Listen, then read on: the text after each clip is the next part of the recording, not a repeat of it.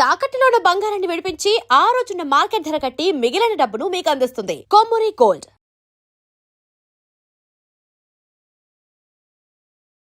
నమస్తే, నేను ముఖేష్. ఈరోజు మనతో పాటు ఉన్నారు professor and doctor Mullapudi Satyanarayana Murthy గారు. గురువు గారు నమస్కారం. నమస్కారం ముఖేష్ అంబానీ గారు. ముఖ్యంగా సార్, గురు పౌర్ణమి రాబోతుంది. ఎందుకంటే గురువుల గురించి మీరు చాలా చక్కగా చెప్తారు. గురు అనుగ్రహం ఉంటే అన్ని సాధ్యమవుతాయని చెప్పి చెప్తా ఉంటారు. ముఖ్యంగా ఈ గురు పౌర్ణమి రోజు ఏం చేయాలంటారు? మనకి ఆషాఢ శుక్ల పౌర్ణమి రోజున ఈ యొక్క గురు పౌర్ణమి వస్తుంది. మనకి ఈ గురు పౌర్ణమి రోజున మనకి వ్యాస భగవానుల వారు జన్మదినం. అందువల్లనే దీన్ని ఆషాఢ పౌర్ణమి అంటారు, గురు పౌర్ణమి అంటారు, వ్యాస పౌర్ణమి అంటారు. ఈరోజు ముఖ్యంగా మనము చిన్నప్పుడు చదువుకున్నటువంటి టీచర్లు ఎవరైతే ఉన్నారో వాళ్ళకి వెళ్ళి బట్టలు పెట్టడం, పళ్ళు ఇవ్వడం ఇలాంటివి చేయాలి. స్కూల్లో ఆయమ్మలు కూడా మనం ఎల్కేజీ చిన్నప్పుడు నర్సరీలో చేరినప్పుడు ల్యాబరేటరీలు అవన్నీ డ్రాయర్లో పోసేసుకునే వాళ్ళం కదా. అందరూ పోసేస్తారు ఎప్పుడప్పుడు. దాన్ని కడిగాడంటే ఎంత గొప్పవాళ్ళు వాళ్ళు. ఆయమ్మలకు కూడా మన స్కూల్కి ఇచ్చుకోవాలి ముఖ్యంగా. తర్వాత ఇక గురు పౌర్ణమి రోజున గురువు ఎవరు? అసలు బ్రహ్మ విష్ణు మహేశ్వర స్వరూపుడు గురుడు. అందువల్లనే గురు బ్రహ్మ, గురు విష్ణు, గురుర్దేవో మహేశ్వర, గురు సాక్షాత్ పరబ్రహ్మ తస్మై శ్రీ గురవే నమ, గురురేవా పరమ బ్రహ్మ తస్మై శ్రీ గురవే నమ అంటూ గురుస్తుతి చేస్తాం. అంటే ఎవరైనా కావచ్చు. తాపి మేస్త్రికి తాపి వాళ్ళ గురువు. అలా ఎవరు గురువు వాళ్ళ గురువు. వాళ్ళంతా కూడా గురు బ్రహ్మ విష్ణు మహేశ్వర స్వరూపం అన్నమాట.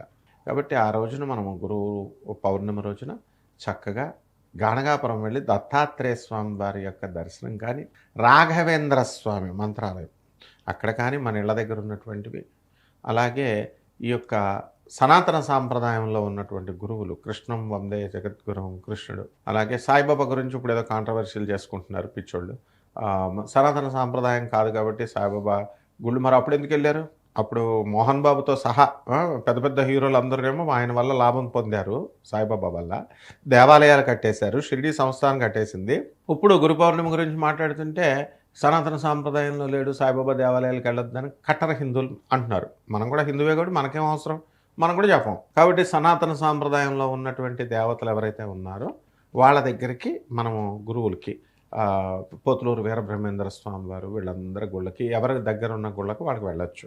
అలాగే తెల్లవారుజామున నిద్ర లేవాలి, లేచి తలంట స్నానం చేసుకొని గురు పౌర్ణమి రోజున చక్కగా దేవగురువు అయినటువంటి బృహస్పతి, వీళ్ళందరికీ గురువు అంటే బృహస్పతి అనమాట. ఆయనకి శనగలతో మాల తయారు చేసుకోవాలి. స్నానం చేసి ఒక చక్కగా పూజాపీఠంలో ఒక పూజ పీఠం వేసి, దానిపైన తెల్లని టవల్ వేసి, బియ్యం వేసి, దాని మీద తమలపాకు పెట్టి, దాంట్లో వినాయకుడిని తయారు చేసి కలశం పెడతాం కదా. ఆ కలశానికి పసుపు కొమ్ములు ఉన్నటువంటి ఒక 9 నాట్స్ ఉన్నటువంటి ముడి వేసి, కలశానికి మామిడాకులు కానీ తమలపాకులు కానీ పెట్టి, దాని మీద కొబ్బరికాయ పెట్టి, ఎర్రని ఆకుపచ్చ జాకెట్ గుడ్డ పెట్టి గురువుని అందులో ఆహ్వానించాలి. దీన్ని గురుమండల వ్యవస్థ అంటారు. అంటే మనకు ఆధునిక కాలంలో స్వామి వివేకానందుడు, ప్రభాత్ రంజన్ సర్కార్ ఆనందమూర్తి గారు, ఆ తర్వాత మన రామకృష్ణ పరమహంసుల వారు, రమణ మహర్షుల వారు, ఆదిశంకరాచార్యులు, రామానుజాచార్యులు, వీళ్ళంతా మహావతార్ బాబాజీ, పరమహంస యోగానందుల వారు, వీళ్ళెవరినైనా మనం పూజ చేసుకోవచ్చు. ఆ కలశంలోకి జగద్గురువు అయినటువంటి ఆదిశంకరాచార్యులు కానీ, పరమేశ్వరుడు ఆది గురువు కాబట్టి ఆయన్ని కానీ, శ్రీకృష్ణ పరమాత్మను కానీ, దక్షిణామూర్తిని కానీ, వీళ్ళల్లో ఎవరినో ఒకరిని అందులో ఆవాహనం చేసి గురు స్తోత్రాలు చదవాలి. చదివి చక్కగా నైవేద్యం, పత్రాలు, పుష్పం, ఫలం, తోయమన్నం నైవేద్యాల కోసం యూట్యూబుల్లో ఫస్ట్ రోజు నైవేద్యం పాయసాన్నం, రెండో రోజు నైవేద్యం పులిహార, మూడో రోజు చక్కెర పొంగలి అని 9 రోజులు నైవేద్యాలు చూపిస్తున్నారు. కాన్సన్ట్రేషన్ అంతా నైవేద్యాల మీద పెడుతున్నారు. కాబట్టి అవేం అవసరం లేదు. అక్కడ పళ్ళు ఉన్నవి నైవేద్యం పెట్టచ్చు, చిన్న బెల్లం ముక్క పెట్టచ్చు. ఒకరోజు పండగ కాబట్టి పాయసాన్నం లేదా అన్నం వండి పెసరపప్పులో అదేదో ఒకటి నివేదన చేయొచ్చు. ఈ రకంగా శనగల దండ బృహస్పతి కాబట్టి వేయచ్చు. వేసి ఈ యొక్క గురువుకి మనము గురుచరిత్ర పారాయణ ఆ రోజు, తర్వాత మేడి చెట్టును పూజించాలి. మేడి చెట్టును కుండీలో వేసుకొని చక్కగా తెచ్చుకొని ఇంట్లో పెట్టుకొని దాని మొదల్లో అనఘాదేవి, దత్తాత్రేయ స్వాముల వారు, 64 యోగిని గణాలు ఉంటారు. వాళ్ళందరికీ కూడా మనము అక్కడ నమస్కారం చేసుకున్నట్లు అంత ఫలితం వస్తుంది మేడి చెట్టుకు పూజ చేస్తే. కుదిరినోళ్ళు గణగాపురం వెళ్ళండి, కుదరనోళ్ళు ఇంటి దగ్గర ఉన్నటువంటి దత్తాత్రేయ స్వామి గుళ్ళకి వెళ్ళొచ్చు.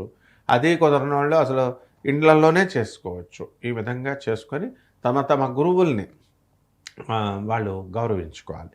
ఇక్కడ గురువుకి డెఫినేషన్ చెప్పబడింది. గురు అంటే అజ్ఞానము, రు అంటే పోగొట్టేటటువంటి వాడు. అజ్ఞానాన్ని పోగొట్టాలి. కానీ ఇప్పుడున్నటువంటి యూట్యూబ్ యూనివర్సిటీలో ఉన్నటువంటి గురువులందరూ కూడా ఎర్ర దీపం పెట్టు, నల్ల దీపం పెట్టు, దేవుడే పెట్టు, నీయే పెట్టు, నీకు ఆకుడికెళ్ళు. నేను కూడా చెప్పాను అలాంటి, అందుకనే నా ఫోటో కూడా పెట్టుకోని అవసరం లేదు. జగద్గురు ఆదిశంకరాచార్యుడు అలా చెప్పలేదు, స్వామి వివేకానందుడు అలా చెప్పలే. ఆ తర్వాత ఆ గుడికెళ్ళు, ఈ గుడికెళ్ళు, నీ కష్టాలు తీరిపోతాయి, సంతానం తీరిపోతుంది, ఇట్లాంటి నాన్ సెన్స్ అంతా బోధించేటటువంటి వాళ్ళు వీళ్ళు కాదు. వీళ్ళ కాషాయ బట్టలు వేసుకొని లేకపోతే గురుగారు అంటూ జ్యోతిష్కుల్ని తంత్రాలు మంత్రాలు అనేటటువంటి వాళ్ళని వీళ్ళకి కాదు గౌరవించాల్సింది. నీకు చిన్నప్పుడు పాఠాలు చెప్పిన టీచర్ దగ్గరికి వెళ్ళు, నీ స్కూల్ నువ్వు చూసుకో వెళ్ళి. నువ్వు ఇది ప్రతి ఒక్కళ్ళు నీ టీచర్ని నువ్వు బట్టలు పెట్టి చేయాలి. అంతేగాని కాషాయ బట్టలు వేస్తేనే గురువు అనేది తప్పు. ఆధ్యాత్మికత, స్పిరిచువాలిటీ అర్థం ఏంటి? ఆధ్యాత్మికత అంటే ఆత్మకు సంబంధించిన జ్ఞానం. కానీ వీళ్ళేం చెప్తున్నారు? గుళ్ళకెళ్ళు, గోపురాలకెళ్ళు, గుళ్ళల్లో విగ్రహం దేవుడు అవుతాడా? గుళ్ళల్లో విగ్రహం భగవంతుని యొక్క స్వరూపంగా మనం గౌరవిస్తాం. అందువల్ల దానికి పూజారి వ్యవస్థ బతకాలి, ఆ షాపుల వాళ్ళు బతకాలి, అందరూ కూడా మనకు కూడా స్పిరిచువల్ ఎన్విరాన్మెంట్ రావాలి అని పెడతాం. ఆశ్రమాలకు ఎందుకు వెళ్తారు? సత్సంగాలు ఇవన్నీ ఎందుకు చేస్తారు? ఒకళ్ళనొకళ్ళు ఎంకరేజ్ చేసుకోవడానికి. అంతేగాని అసలు గురువు చెప్పింది వినకుండా వీడికి వచ్చిన హాఫ్ నాలెడ్జ్ వాడు, ఆఫ్కి వచ్చిన హాఫ్ నాలెడ్జ్ వీడు బోధించుకుంటూ ఒకళ్ళొకళ్ళు పాడు చేసుకోవడం. విగ్రహాల్లో చాలా పవర్ ఉంటుంది, పంతులు గారిలో పవర్ ఉంటుంది, ఏంటిదంతా? సో ఇలాంటి అజ్ఞానాన్ని బోధిస్తున్నారు కాబట్టి వీళ్ళ కాదు, వీళ్ళకి చేయకూడదు. మనం వీళ్ళ మాటలే వినకూడదు. అసలు మనం చేయాల్సింది దత్తాత్రేయ స్వామివారి యొక్క అనుగ్రహం కోసం ఆ రకంగా స్వామివారి గురు చరిత్ర చదివితే చాలు, గురువు యొక్క ఐడియాలజీని మనం పాటించినట్లు అవుతుంది. సో మొత్తానికి గురు పౌర్ణమి రోజు ఏం చేయాలని చాలా చక్కగా వివరించారు గురువు గారు. ధన్యవాదాలు. ధన్యవాదాలు.